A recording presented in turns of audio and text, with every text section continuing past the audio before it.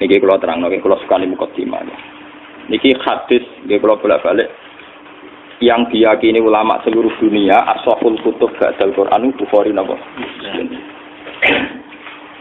Kita sering dengar entah itu mubalek, entah kiai, entah siapa saja pokoknya dari mangkola la ilaha illallah dakhalal jannah. Wonten sing nambahi mustaiqinan biha qalbu napa mukhlishon biha qalbu. Artinya ada yang nambahi mustaiqinan biha qalbu sing atine yakin tenan, wonten sing mukhlishon biha napa qalbu sing ikhlas tenan mesti dakhalal jannah.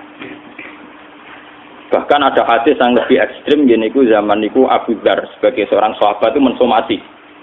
Ya Rasulullah wa in zana wa in saraka senajan to ya tau gento tau nyolong. Nabi jawab ya, iya wa in zana wa in saraka senajan to tau gento tau nyolong. Abu Dzar cek protes, mosok Nabi wa in zana wa in saraka ya wa in zana wa in saraka. Sampai 3 kali. Kemudian sampai Nabi ngendikan, "Wes Abu Dzar kowe seneng ra seneng iku aku sing ngandani Jibril." Sampai istilah ning bahasa Arab wa in rahima anfu Abu Dzar. Oh, 2 sari rong grumpung kandhani gak langsung muni ya dari Kanjeng Nabi. Lan kula termasuk kiai sing meyakini misah nu setengah sunah. Kok Nabi wis sering misah gitu biasa. Lho nggih teng hadis biasa wae lak wae hak niku maknane nggih cilaka sira wae. Nabi ku nak nerang sahabat gak paham-paham ngendikane sakilat kaummu. Cek siale mbok enggak anak kowe. Kok diterangno gak paham. Mbok Nabi ini Yogyo jadi sopan kabeh. Adane artine orang biasa Nabi. Nabi biasa misah biasa. Lah Nabi Ibrahim iki biasa misah. Ufil lakum wa lima ta'buduna. Ufil artine napa? Ya jancuk wae golongane ngono. Golongane wis wae ngoten. Abu Dzar bantah terus dari Kanjeng Nabi wa in rahima anfu Abu Dzar. Oh dasar Abu Dzar irunge grumpung ya. Irung coplok ya. Dari Abu Dzar, wes coplok lah, penting lego aku sebantah. Nah ini nanti karena hal ini sensitif, saya nerangkan nanti 3 tahap. 1 dari formal riwayat ya, dan ini harus sampai pegang formal nopo riwayat. Nomor 2 kemudian asal usul kenapa manusia segampang itu memahami mangkola la ilaha illallah dakhalal jannah. Terus yang ketiga dari segi hakikat, hakikatul ilmi, ya atau hakikatul ma'lum. Ya dari segi riwayat ini rukono ya. Dari segi riwayat itu tidak ada sebuah keputusan agama yang apapun objektifnya atau apapun benarnya tetap mengundang resiko. Ini mengundang apa? Resiko. Agama Islam itu kan identik dengan Kanjeng Nabi Muhammad sallallahu alaihi wasallam. Dan jelas-jelas secara akurat, secara valid Abu Hurairah jelas-jelas didhawuhi Nabi kon nggih pengumuman nggih pengumuman mangkola la ilaha illallah mustaiqinan biha qalbuh dakhalal wong sing yakin la ilaha illallah mesti mlebu swarga. Tapi ketika keputusan itu diumumkan oleh Umar, Abu Hurairah dicotos nanti tiba. Karena Umar mikir wong saiki apik gelem salat, gelem zakat, gelem sopan, kadang-kadang nak waras ya gelem sedekah, gelem apian nyepuro kancane barang pokoke do waras. Tapi gara-gara minimalis paham la ilaha illallah. Itu kan wong terus iso agak zakat lah pokoknya qala la ilaha illallah, medhit lah pokoknya qala la ilaha illallah, gentol lah pokoknya tetap qala la ilaha illallah. Sehingga dawuh Nabi begini oleh Umar dianggap bahaya. Mana Abu Hurairah jotos. Menawa kan Umar ya pinter nih. Jotos Abu Hurairah kan gak resiko, paling uteke sing salah paham. Dadi jotos ae. Bareng takon ning Kanjeng Nabi, napa betul ya Rasulullah engkau mengurus Abu Hurairah ngene? Jare Kanjeng Nabi, "Yo, aku sing ngongkon." Abu Hurairah cerita, "Tapi kula dijotos ya Rasulullah." Akhirnya takok Umar, "Kok mbok jotos piye?" Itu bahaya sekali ya Rasulullah. Fakholihim ya'malun. Mbok biarkan manusia itu ngamal, ora usah jenengan ajari sing minimalis ngeten malah ruwet. Ternyata nek Kanjeng Nabi ngendikan fakholihim ya nak ngono aja ajarno. Jadi ki mubalek sing biasa ngomong ngono iku kudu tobat. Iku dhisik zaman Umar kafaroe dijotos. Dan perlu dicatat Rasulullah sudah merevisi itu, tidak boleh diriwayatkan. Jadi nak riwayatno kudu sempurna kaya kula ngajinya nganti bar. Akhirnya Nabi kan nuruti Umar, fakol. Ya sudah jangan sebarluaskan, jangan publikasikan, jangan maklum. Aku nanti tangklit sekarang. Gak ngono Gus Umar ku jare sahabat kok wani Nabi ne, cangkemmu. Umar ku ya sahabat tapi mertuane. Boyo ngaji ku mikir niku. Ya Umar itu sahabat tapi apa? Mertuane. Nah, mertua ngandani mantu biasa. Gus aku mau gawe guyon. Aku yo gawe guyon. Lene sahabat kok wani Kanjeng. Nah, ya Pak. Mantune apik kandhane mertuane ya nurut. Fasal iki. Ini dari segi apa? Riwayat absah yang diyakini sahih oleh ulama. Ini ku Bukhari napa? Muslim. Mbok takokno ulama Wahabi si Allah nggih ngakon. Kalau Bukhari Muslim itu kitab sahih. Kemudian kedua riwayatnya Mu'ad. Ngene iku pas nate sak unta, sak tunggangan mbek Kanjeng Nabi dawuh seperti yang didhawuhna ning gone Abu Hurairah. Pokoke mangkola la ilaha iku haramahu alam, nah gak bakar mlebu neraka. Tapi ketika Mu'ad ini berbalik, yes, kalau riwayatnya Mu'ad itu berbalik, artinya ketika Nabi ngendikan begitu, Mu'ad langsung senang. Ya Rasulullah, apalah ubasyiru binnas. Ini kan berita baik, apa boleh saya umumkan? Jadi Mu'ad langsung ingin supaya umat itu senang. Apalah ubasyiru binnas. Ini kan berita baik, apa boleh saya umumkan? Jawab Kanjeng Nabi, idzan yatasiru. Aja umum nongko wong terus lampati ngamal, mau mentang-mentang sak la ilaha illallah. Ini perlu sampean catat. Akhirnya Mu'ad menceritakan hadis itu nunggu mau mati. Sampai mata kelerek-kelerek. Iku lagi nyeritakno hadis iku. Jadi dianggap ilmu pamungkas. Ciri utama ilmu pamungkas itu dikakno nek wong ape mati ora digo pidato, paham gitu. Lha ben sampean ngerti ini asli riwayat lho. Akhirnya Mu'ad mau kapundhut itu diceritakno hadis iku. Ta'assuman mergo wedi dosa kitmanul. Sehingga mulai angkatan sahabat tabi'in ini kira nyeritakno hadis iki ngenteni meh mati, paham ya? Ora go modal pidato. Saiki mboten enten etika ngoten mboten.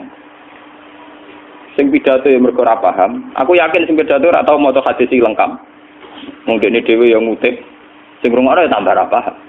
Wis ora paham seneng mergo mlebu swargamu murah, cocok gak paham ya. Jadi ku asal usule. Tapi teks asli tentang jaminan mangkola la ilaha illallah dakhalal jannah itu ngalami kayak begini. Ngalami dialog ilmiah, ngalami pertimbangan sebab akibat. Dan akan bahaya kalau manusia meyakini la ilaha illallah kemudian langsung dakhalal jannah. Makanya Nabi disomati Umar, faqal lihim ya'malun. Jangan begitu ya Rasulullah, manusia biar saja. Enggak usah ngendikani begitu, mari enak-enakan. Enggak usah ngamal mergo mentang-mentang wis sekolah la ilaha illallah. Itu dari segi riwayat. Akhirnya dari Nabi sampai tabi'in sampai kita, riwayat itu sampai kita itu nunggu inda wautihi, yaitu kalau sudah mau mati baru diriwayatkan ke muridnya, ke anaknya. Begitu terus. Sampai zaman edan ini juga modal beda.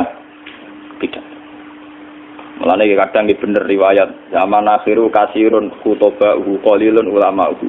Sing tukang pidato akeh, ulama emosi. Artinya apa? Agama yang sampai ke masyarakat itu kan yang versi mubalek. Karena rata-rata ulama ora iso pidato, mergo ora lucu. Sing pidatone lucu laris, tapi cara menyebarkan agama bener ora tau sinau. Lah dina mlepuk ping 3 le sinau kapan? Paham? Dina kok pidato ping iku lek mutolaah aku kapan? Gua boten ate pengajian teko. Mbok tampa kula ngundang pengajian itu boten ate. Omong terkenal. Oh tenan.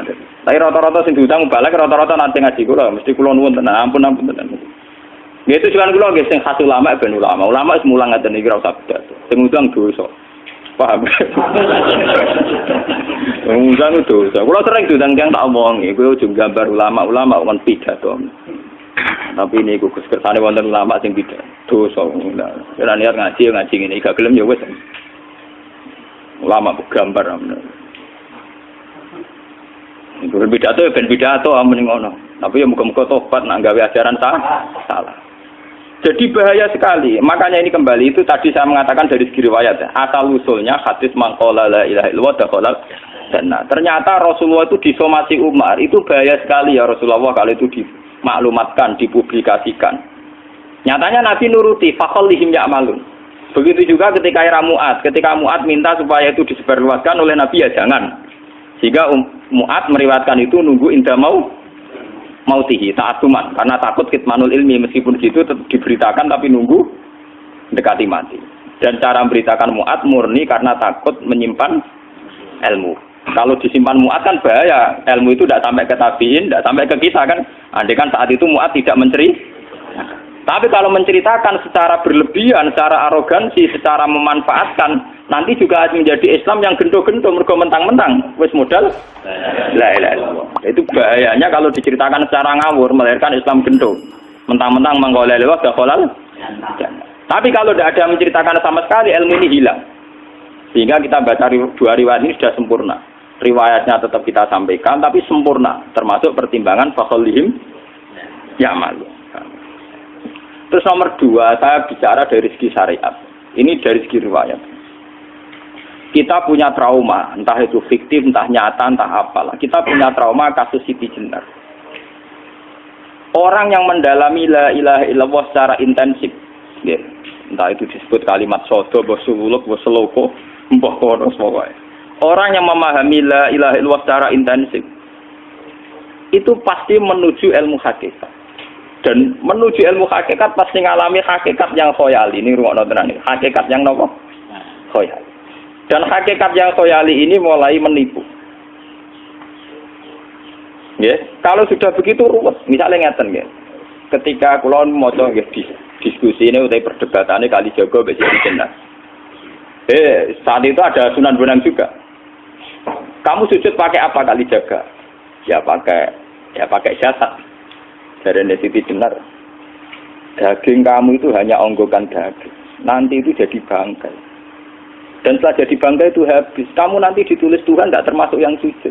Kebuat yang mbok sujud itu bentek. Mikir kan juga. Rugi ke sujud mbek bathuk mbek tangan. Jasad sampeyan iku entek. Ora ana sing crita kowe nak sujud mergo jasad itu mbok sampeyan dadi bang. Lah nek ngono sujud ning hakikat ora usah bathuk, ora usah tangan, ora usah sikil, yo rohom iku lho kon sujud mbek pangeran. Nak sujud mbek fisik ku rugi wong fisik sampeyan. Mikir kali itu. Ngomong bolak-balik kali Joko mantan wali preman terus jadi debat pusing. Siti Jenar tahu belajar tak tahu meneng Irak. Yang jelas yang mulang gak satem orang menangis. Wah, ini menjadi perdebatan. Sehingga keyakinannya kayak Siti Jenar, la ilaha illallah itu ya wahdatul wujud itu innalillahi wa inna ilaihi. Selama ini kalau orang syariat misalnya, orang syariat itu kalau ada orang mati, misalnya Kak Ruhin mati, ini aku kan muni innalillahi wa inna ilaihi raji'un, saiki Ruhin wis mati. Mati itu balik ning penge. Itu cara wong hakikat kan salah besar.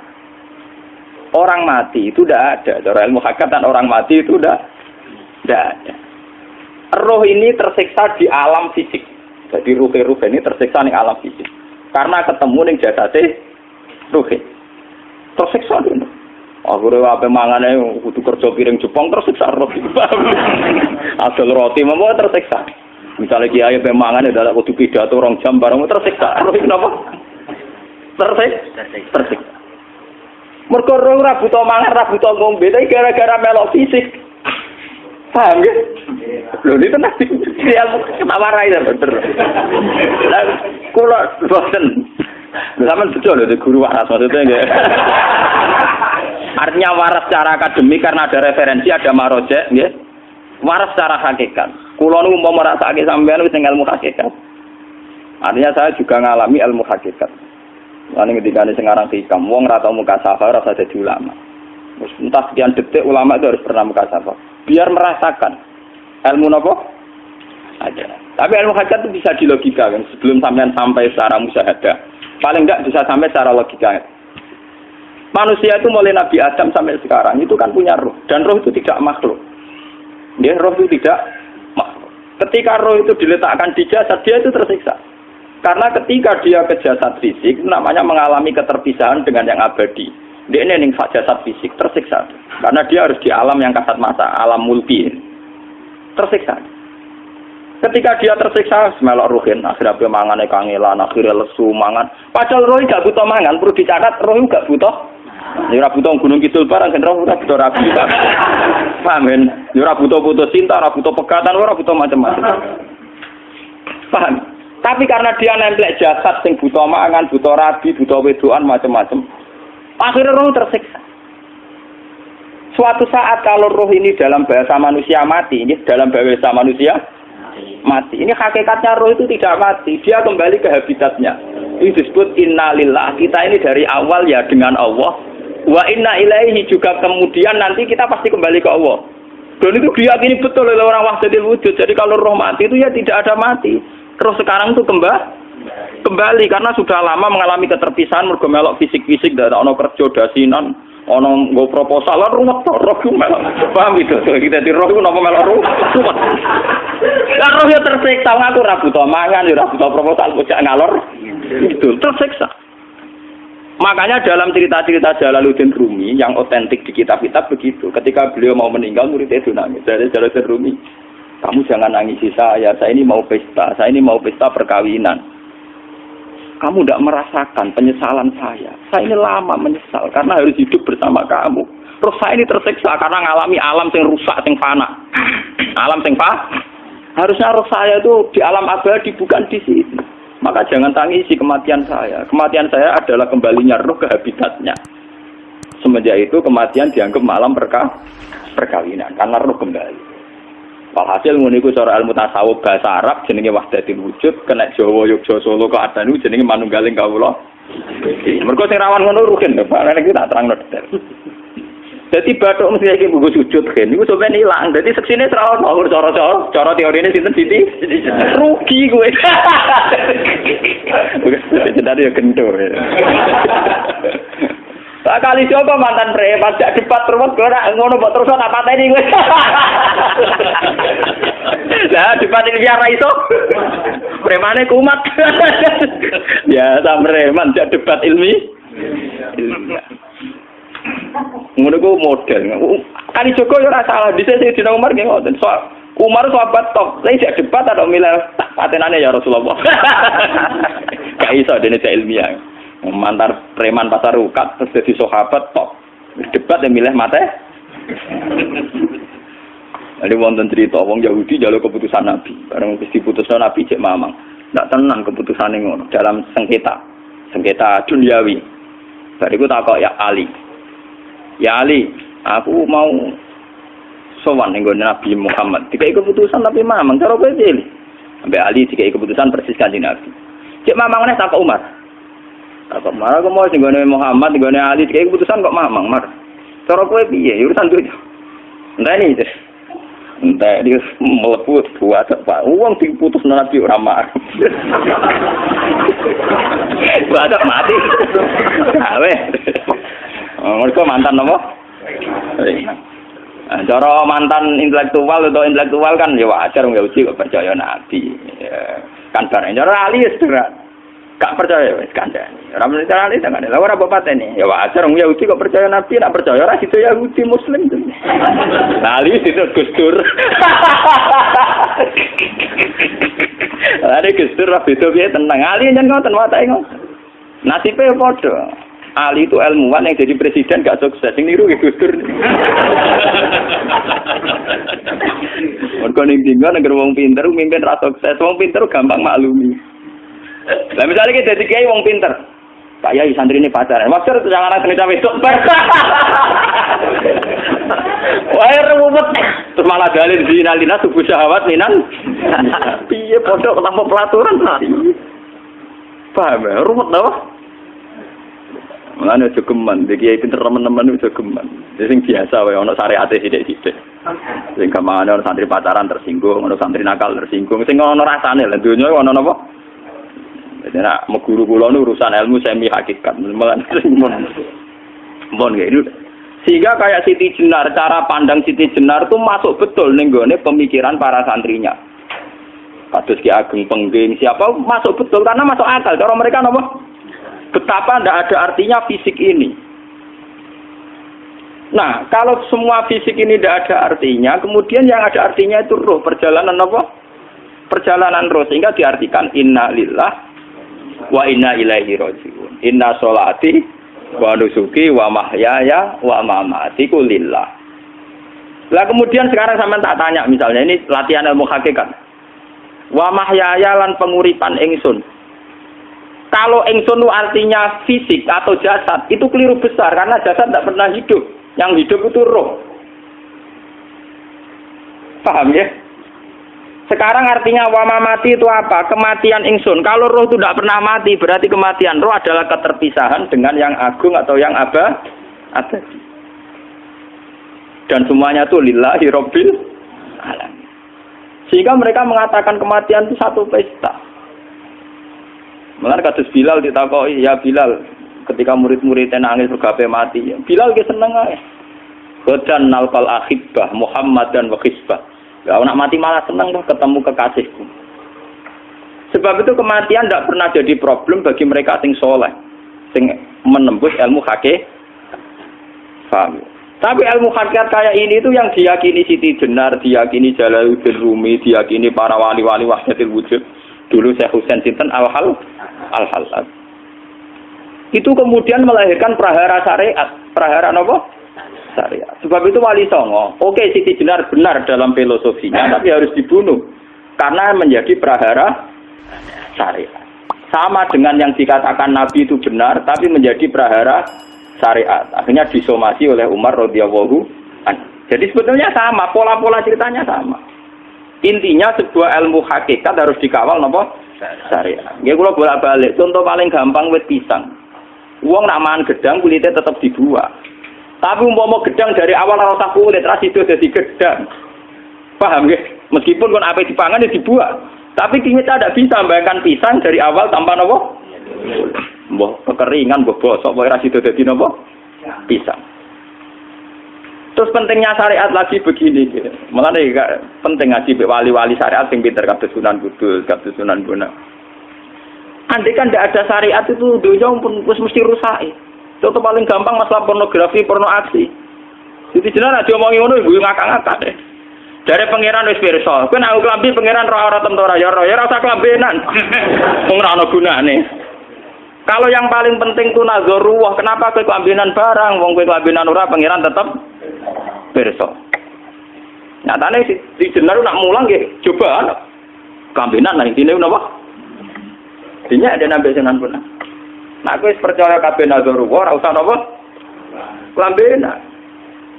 Tetapi teori ora usah klambenan iki dienggo tenan. Mulane nek pas do wiridan aliran sesat, ciri utama. Kira klambenan tenan. Lah ruwet to. Lha iki tenan iki cerita. Iki pentingnya ngaji nggih. Ben sampean ngerti variasi riwayat, kemudian kita orang syariat harus kayak apa, kemudian kenapa menjadi aliran wahdatil wujud. Lah terus kita ini ya, kita ini kan orang syariat. Memang kelemahan orang syariat itu akeh kok sampean-sampean siji mesti ra kramat.